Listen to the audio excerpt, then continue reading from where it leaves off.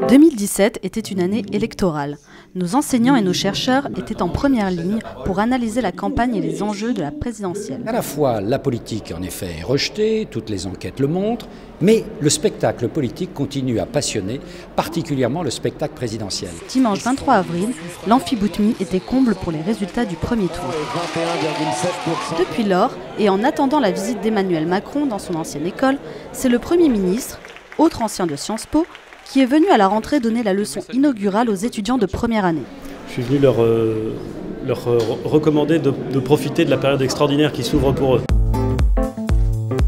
Sciences Po a lancé à l'été 2017 le programme Premier Campus pour 50 lycéens boursiers de classe de seconde. Ces élèves ne sont pas destinés à réussir Sciences Po. Si Sciences Po les intéresse, bien entendu, ils pourront candidater à notre établissement. L'idée est vraiment de les préparer à la réussite dans l'enseignement supérieur. Pour sa part, le cursus de Sciences Po s'est consolidé avec la mise en place de l'acte 2 du collège et le déploiement des 7 écoles au niveau master. Symbole de notre visibilité, le succès de la cérémonie du diplôme, trending topic de la journée du 1er juillet. Et alors que notre Executive Education continue d'attirer les cadres pour des programmes de formation continue, Sciences Po a lancé par ailleurs des masters en 1 an pour inciter de jeunes professionnels à venir se perfectionner ou se spécialiser dès leurs premières années de carrière.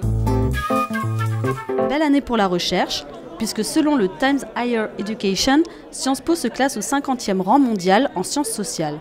Nous sommes 4e en sciences politiques et relations internationales selon le classement QS. Distinction pour Agnès Van Zanten, médaille d'argent du CNRS. Signalons parmi les colloques et conférences de l'année les journées que le CERI a consacrées à l'Asie en juin. Et parmi les partenariats, l'accord signé en novembre avec Cambridge pour renforcer nos relations scientifiques. Enfin, 2017 a été marqué par le recrutement de 9 nouveaux académiques. Cette année, Sciences Po a reçu la visite du prix Nobel de la paix Mohamed Younous, de la prix Nobel de médecine Françoise Barré-Sinoussi, de la première dame d'Afghanistan Roula Ghani, et puis du footballeur Olivier Giroud, des comédiens Omar Sy et Josiane Balasco, du styliste Jean-Charles de Castelbajac. Et Sciences Po a cultivé ses relations avec ses partenaires publics et privés au travers de ses galas de Londres, Paris et New York. It's a center of academic excellence. They're the people who will help us to understand a more and more complex world as we go into an energy transition. On travaille beaucoup sur la diversité internationale, mais aussi la diversité des backgrounds à travers du coup aussi le projet CEP. Vous savez que l'école a fait cette acquisition fabuleuse de l'artillerie.